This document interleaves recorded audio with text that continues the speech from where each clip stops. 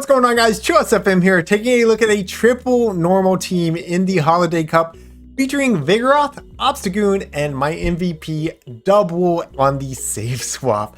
Guys, if you have a Dubwool, definitely try this team out. I did go positive in it every set that I played, except for one, which was a 2-3. And that set, I was leading Obstagoon. As soon as I put Vigoroth as my lead, I went 5-0 instantly.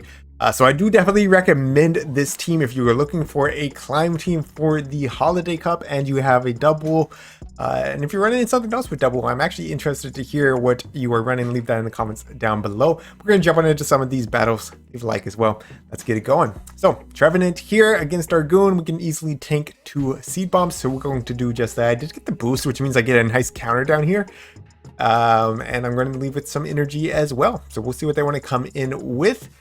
Is it going to be, was there a lantern on the lead? I wasn't actually paying that much attention during the intro. They're going to come in with a Pelipper. So this is a flying type, and you might think that this team struggles against flying types. I'd say the only flying type that this team really struggles against is Altaria, and you do see quite a bit of Altaria, but don't worry.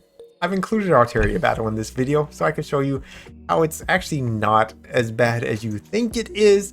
It's not great, but it's not horrible. So Pelipper here. Eats a Night Slash. We're going to be at the Body Slam. They come in with a Lantern, and even a horrible IV Vig like mine can tank a Surf. So we're going to do just that. We're going to get this Body Slam off for some nice chip damage into this Lantern, and they will be able to spark down afterwards. Now I have 2 shields for my Dubwool. Dubwool, of course, very spammy with the combination of Double Kick and Body Slam. And we're just going to start spamming out some moves. Now with Dubwool, if you are up against a 2-turn move, you have a 3-turn fast move. So you want to be throwing on odd numbers of double kicks. So after 1 double kick, after 3 double kicks, or after 5 double kicks. So I do 1 double kick. We're going to throw the Body Slam. They do get to another Surf here. I know it's just a Surf though. I'm going to go ahead and tank it. No big deal. Now they're going to be coming out with that Pelipper. We're going to get this first Body Slam off after throwing 1 double kick. And now I am 3 double kicks away from the next Body Slam. They're going to be able to get a Weather Ball off first, but they don't have back-to-backs. And I think I'd survive one still. Dubwool is pretty bulky. Of course, Weather Ball doesn't hit that hard. So either way, we're going to get this Body Slam off here. That's going to KO the Pelipper. And now 1 more double kick takes out the Lantern. So GG's. Well played to my opponent. Jumping on into the second battle. Vigoroth up against Altaria. So here it is. You're going to see it already. This is not that bad of a matchup, to be honest, because of Vigoroth is nice and spammy. We get to the Body Slams very quickly, and the Body Slams do a nice amount of damage. We're going to see 1 Body Slam goes through.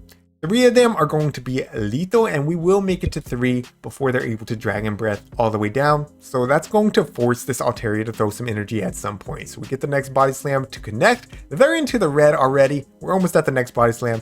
They are forced to throw some energy, so that's perfectly fine with me. I'm going to go ahead and let Vig go. I'm going to come in with Goon and just commit to the farm down here. If I can leave with Goon with energy, we're going to be a great spot. A lot of things in this meta are weak to dark or fighting type moves. So we're just going to go ahead and show that up and leave with a lot of energy. They're going to come in with a Dubwool. So weak to fighting type moves, perfect. We have almost 2 cross drops ready to go. Here comes the first one. That's a nice chunk of damage, and we are already at the second one, going to be throwing it after 1 counter. This will be putting them deep into the yellow, so they do throw up a shield. I'm going to come in with my own Dubwool. I actually overfarm here and then make a really nice catch.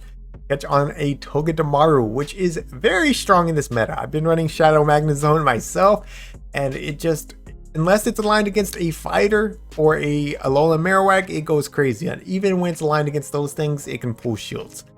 So this is a good meta for it if you do want to invest in Togedemaru. The reason I said Shadow Magnezone, same typing, you're going to have very similar play. I guess Togedemaru is a little bit more spammy since it has Thundershock versus Spark. So Dubwool comes in now. We're going to get this first Body Slam off immediately, and we are only 1 double kick away from the second one. It actually ends up being a CMP tie. That's perfectly fine because we do win CMP, which surprised me because my Dubwool IV is actually good. I was actually very happy that I was able to invest in this Dubwool. But GG's, well played to my opponent. All right, into the next one. Vig into Togedemaru, and this is what makes this team so strong. There's, like I said, so much in this meta. Weak to fighting type moves, and we have 3 Pokemon running fighting type moves. So this Togedemaru really has nowhere to go. I do eat a Wow Charge, and oh my gosh, that did way more to my Vig than I expected it to. But we do survive. We're going to get this Body Slam off against their double, and I decide to come in with Goon. Reason being is I expect there to be an Altaria in the back, just because Togedemaru does cover Altaria's weaknesses very well. It's a good answer for ice types, and it's a great answer for the fairy types out there. I come in, even though I'm taking double super effective from the double kicks, we are able to take out their double. And in the back, they're actually going to have a Vigoroth, which is perfectly fine because, again, we got cross drops ready to go. We throw a cross drop, we get a shield. And now we have 2 shields for our double versus this Vig with only 1 shield. So the double kicks, even though it's not that impressive of a move, it is chipping away at this Vig. And it is going to eventually put them in Body Slam range. So I'm going to go ahead and clear my low battery, shield up their Body Slam, and throw my own Body Slam here. That is going to be putting them into the red, and they're going to be throwing their next Body Slam. So we might as well just shield up everything. Yes, they still have a Togedemaru that is alive, but I still got health on my Vig if I need to come in and counter down. I go for the Body Slam just to go ahead and grab the final shield, but my opponent actually lets it go knowing it's resisted, which I think is a misplay because we get the double kick down. And at this point, we're just going to catch on our own Vig. And that's going to be a GG's right there. Because they're not going to make it to another Body Slam. 1 more double kick might KO, maybe 2 more. But GG's, well played to my opponent. Alright, jumping on into the next battle. Vig into Lantern. So this is probably the most common lead that I see, Spark Lantern.